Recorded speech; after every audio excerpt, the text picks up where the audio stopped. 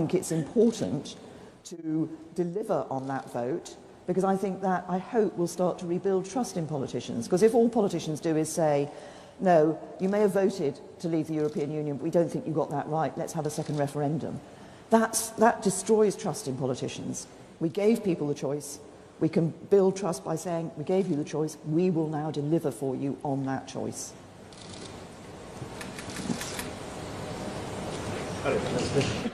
Hello. You speak about having a world-class national health service. Just speaking from personal experience, my elderly father had to go to casualty recently on a Saturday evening at the Queen's Medical Centre in Nottingham, and it was absolutely horrific, waiting times, etc. Also, just general GP appointments. I'm just wondering how we would hope to fund improvements in frontline services particularly. Thank you. Yeah, yes. Well, I mean, we're doing a number of things. I mean, what we said to the NHS was that we didn't want the politicians to tell them how they should be developing over these years through into sort of 2020. We wanted them to come up with their plan, and they did. They came up with a 5-year plan.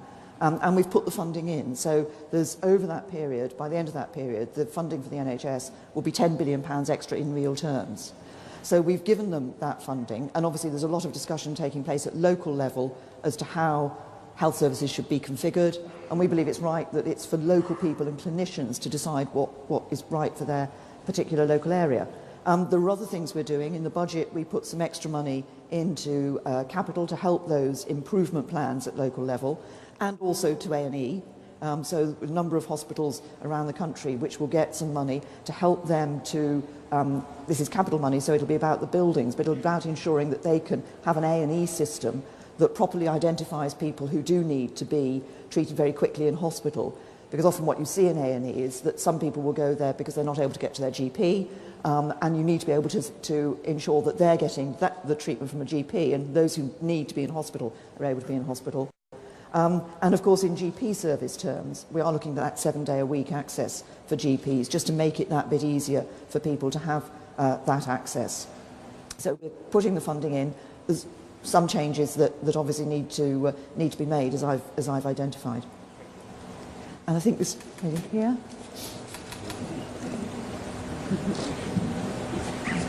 Veganism is gaining a lot of popularity now, and there's lots of benefits of adopting that for your personal health and the environment. I was just wondering if you had any plans to become more open about that, or introduce anything, perhaps, for example, my son doesn't have a vegan option on the school menu at his primary school, or if you was going to be any more open about it at all. It's, to be honest, I think it's the first time I've been asked about veganism So, I mean, I think, to me, that's a personal choice, and very much a personal choice. And I think that in terms of things like school meals and things like that, obviously, if somebody's made the personal choice, then it is open to you to ensure that your son's, he doesn't necessarily have to have the school meal, but is able to have something that you think is right. But as I say, it's the first time anybody has asked me about that. And I'm afraid I eat meat. I should admit. Lady behind there? Sherwood Forest at the moment, it's just down the road from here. Locally it's quite important for tourism, and it's currently under threat from fracking. Just wondering what your thoughts were on that, and whether you've got any plans to do anything to sort of restrict that at all. Well, if we look at the question of fracking or exploiting shale gas, I think this is could be a really significant benefit to the UK economy in the future. But we have to ensure that we're doing it in the right way.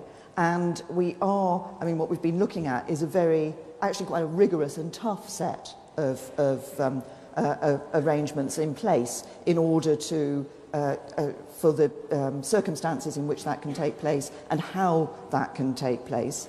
The other thing we're looking at is benefits to the local community, and ensuring that local communities who do see shale gas exploitation in their area actually get more benefit from that coming directly back into the local community. So there are potentially significant sums of money, but we want to make sure that they are coming back into the local community. And if I take one more from the... Should I take this one here? I was just wondering how you represent students in the younger generation who are struggling to go to university due to lack of fees and support. Well, it has been, obviously, going to university has changed. It's changed since I was there.